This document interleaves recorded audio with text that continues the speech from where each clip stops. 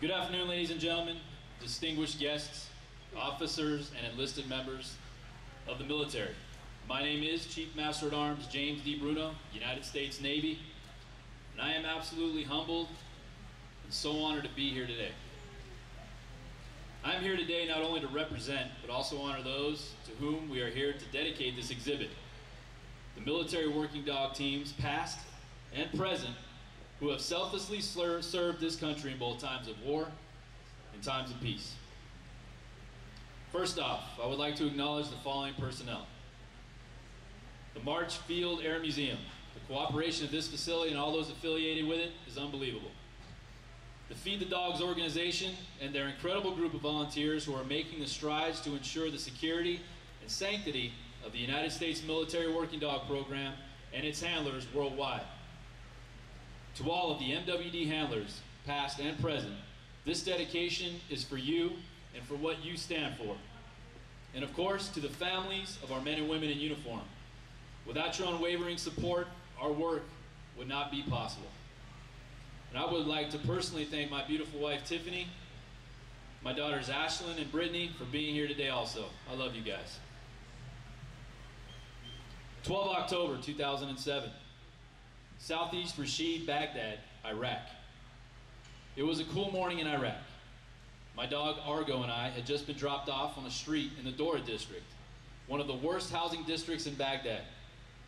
It was home to more than 25,000 Iraqi civilians, as well as over 500 known Al-Qaeda militants and Jaish al-Mahdi army fighters.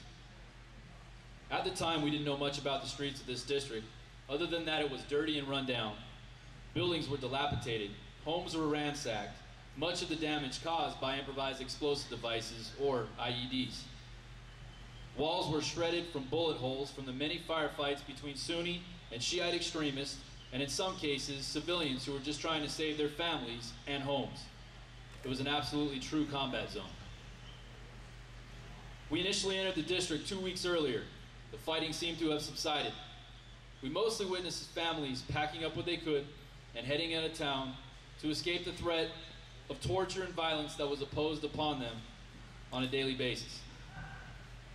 Argo and I were attached to an Army unit, the 3rd Squadron, 2nd Stryker Cavalry Regiment, Red Platoon. Our job in this town was to conduct route clearances, which meant clearing the roads for our vehicles and our foot patrols. We were also tasked to search every single house and rid it of IEDs, explosive materials, and weapons. We had been walking for nearly 2 hours, clearing the way for the company to travel via Stryker vehicle and on foot. We were to eventually link up with Blue Platoon, who was about 20 houses away on the other side of the street. As Argo and I continued on, I noticed it was eerily quiet in the neighborhood, like the calm before a storm. After clearing the 6th house of the day, Argo and I proceeded down the stairs to exit the house and move on to the next one. I noticed Blue Platoon was already in sight. I yelled at Blue Platoon's leader and told him to hold up his soldiers and wait for us before they entered the house across the street, that my dog and I needed to clear it before they went in. He didn't hear me. I watched 2 soldiers enter the house, and almost instantaneously the house exploded and collapsed in a mountain of concrete and glass, killing both of the soldiers. From that point on, everything that happened so quickly, we had to react immediately and take cover as our enemy ambushed us with automatic machine gun fire and rocket-propelled grenades. The attack lasted 30 minutes, and our unit took out the threats of return fire and air support and encountered no other casualties. I thought we might have been done for the day and head back home, but I couldn't have been more wrong. After a brief period of regrouping, we continued on down the street, clearing about 15 more houses.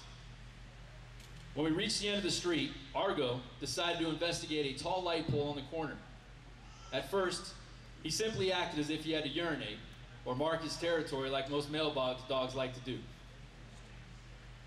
However, when I moved closer to his location, he sniffed the ground, wagged his tail, sat, and stared right at me. I was in a bit of shock to see my dog respond to something, anything other than a training aid. I was nervous, scared, and probably in a state of denial. And at that very moment, our long hours of training and developing trust like no other was immediately put into action and executed flawlessly. I praised Argo for his response and immediately held a company up. We moved to a safer location and called for the explosive ordnance disposal team. When EOD showed up, they brought out the robot and interrogated the location of the response. They confirmed the IED in place and carefully disabled it. When the IED was removed from the ground, it was found to be topped with car parts and other large pieces of metal that were intended to be used as shrapnel if the IED had detonated. The pieces of metal were attached to 2 fire extinguisher bottles taped together and filled with a nitrate-based homemade explosive, or HME. On the pole that Argo was sniffing, I found a thin black wire that went across the street and into an open window. It ended at a trigger device about 20 feet away from me, which could have been used to kill all of us. 12 October 2007. We lost 2 soldiers to the war in Iraq that day, but in retrospect, we gave the souls of our brothers to this country's belief in freedom and democracy. And because of the actions of a military working dog, we were able to save far more lives than we lost. Stories like this have surfaced time and time again from every branch of the U.S. military in both Iraq and Afghanistan, Vietnam, and the other conflicts this country has been a part of. The military working dog program has dedicated its entire existence to saving lives, and the dogs who have been a part of this unbelievable program will never understand why they are doing what they do. During Vietnam, most dogs never made it home due to combat-related injury or death, disease, or some other reason preventing their return. This country has learned a lot from its mistakes when it comes to the welfare of these dogs during wartime, and I am proud to say that we never leave our dogs, not for 1 minute, and we always return from combat with our partners at our sides. This country has been seeing years of innovation and technology, but to me, nothing conventional has been as reliable and productive in a time of war than the military working dog. The dog has a remarkable way of loving his master. No other animal on the face of the earth could possibly show the love, affection, and dedication to his master than the dog.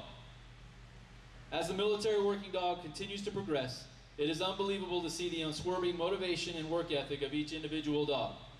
From World War II to Vietnam and to today's conflicts, the dogs that have served and have served this great nation deserve recognition. They deserve to be acknowledged at any given time. So when you see a soldier, a sailor, airman, or a Marine with a dog on a leash, make sure you take the time not only to thank that person, but acknowledge the dogs. They have saved countless lives. In closing, and on behalf of the Military Working Dog Program, kennel masters, trainers, and support personnel from every era, I would just like to thank you all so much for being here today as we dedicate this extremely outstanding exhibit. Thank you.